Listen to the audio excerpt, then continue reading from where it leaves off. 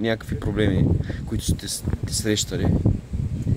Здравейте! Благодаря много, че се спряхте на един обикновен проектен координатор. Аз съм външен консултант към Министерството на регионалното развитие в част от живота си и отговарям за много голям проект на близо 20 милиона лева, който е финансиран по оперативна програма Околна среда. Това, което ми прави впечатление за такива проекти, финансирани по оперативни програми, като голям проблем първо, че няма никаква пряка връзка между бенефициентите и между финансиращите организации.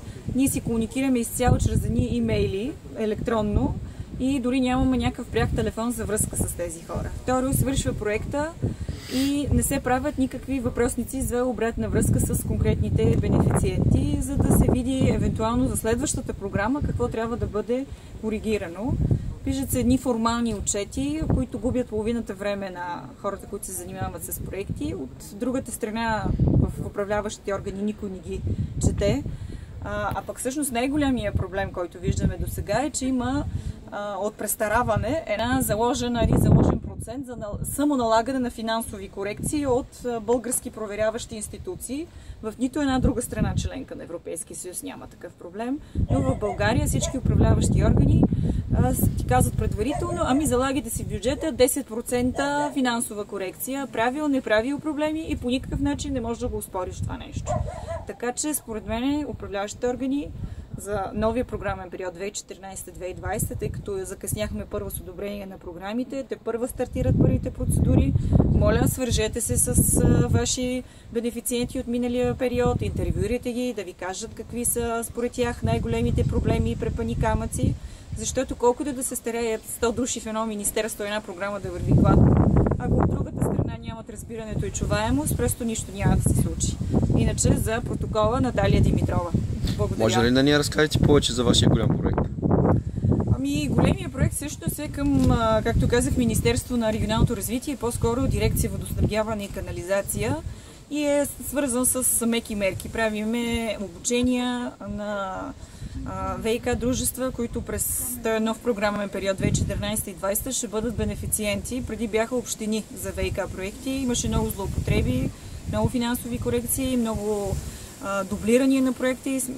Най-фрапираща случая за община Луковит, където в рамките на тази община по различни оперативни програми бяха направени 4 пречиствателни станции, които в момента са ни паметници, тъй като няма кой да се свържи към тях и да плаща големите разходи за поддръжката им.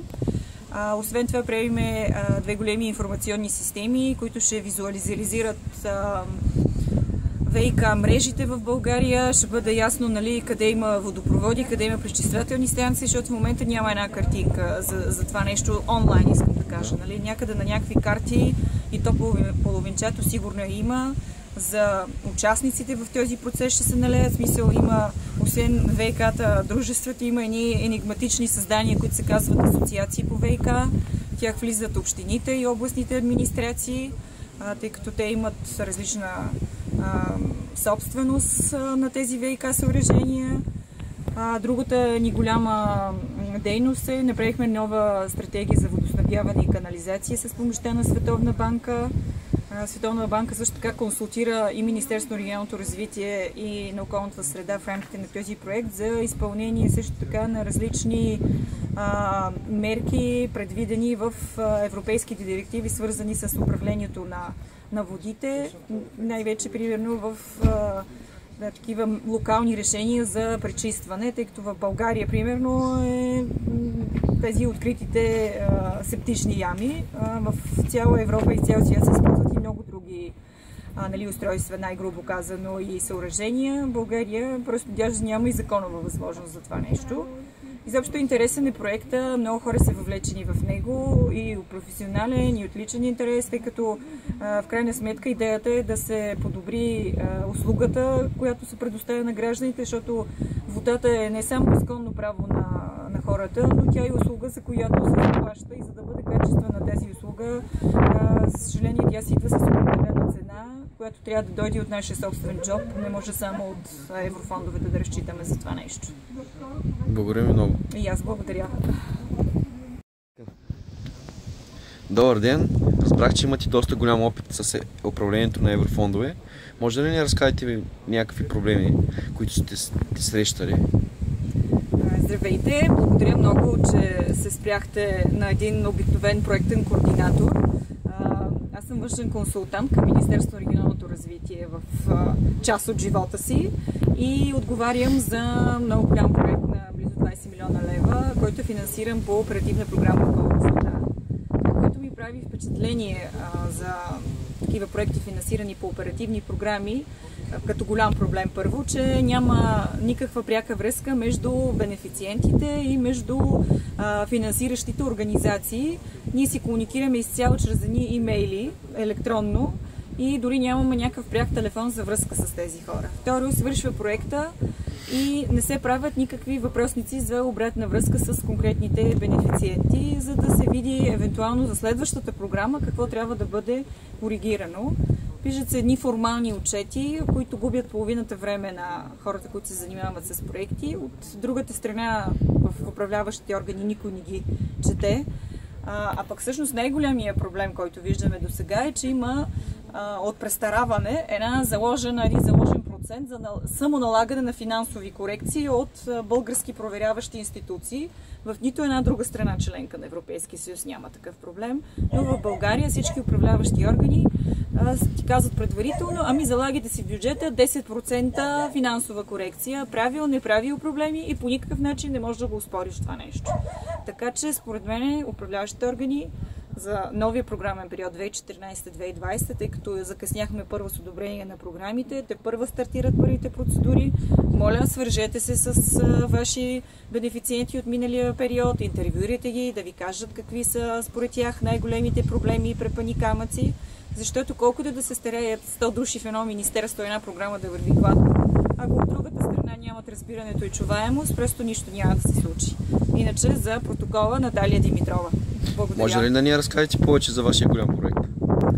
Ами, големия проект всъщност е към, както казах, Министерство на регионалното развитие, по-скоро дирекция водоснабдяване и канализация, и е свързан с меки мерки. Правиме обучения на ВиК дружества, които през този нов програмен период 2014 и 2020 ще бъдат бенефициенти. Преди бяха общини за ВиК проекти, имаше много злоупотреби, много финансови корекции, много дублиране на проекти.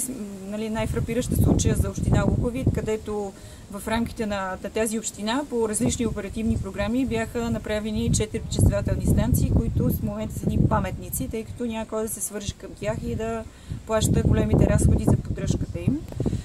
Освен това правиме две големи информационни системи, които ще визуализират ВиК мрежите в България. Ще бъде ясно къде има водопроводи, къде има пречиствателни станции, защото в момента няма една картинка за това нещо онлайн, искам да кажа. Някъде на някакви карти, и то половинчато сигурно има, за участниците в този процес ще се налеят. Смисъл, има, освен ВиК-та, дружествата, има едни енигматични създания, които се казват асоциации по ВиК. В тях влизат общините и областните администрации, тъй като те имат различна собственост на тези ВиК съоръжения.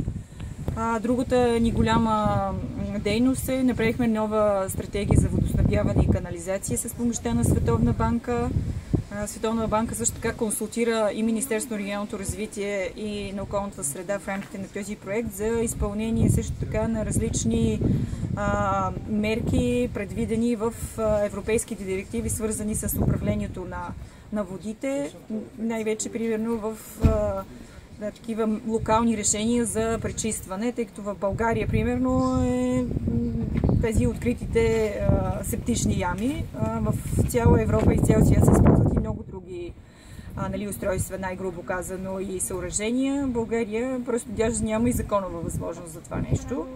Изобщо интересен е проекта, много хора са въвлечени в него, и от професионален, и от личен интерес, тъй като в крайна сметка идеята е да се подобри услугата, която се предоставя на гражданите, защото водата е не само изконно право на хората, но тя е услуга, за която се заплаща, и за да бъде качествена тази услуга, за съжаление тя си идва с определена цена, която трябва да дойде от нашия собствен джоб, не може само от еврофондовете да разчитаме за това нещо. Благодаря ви много. И аз благодаря.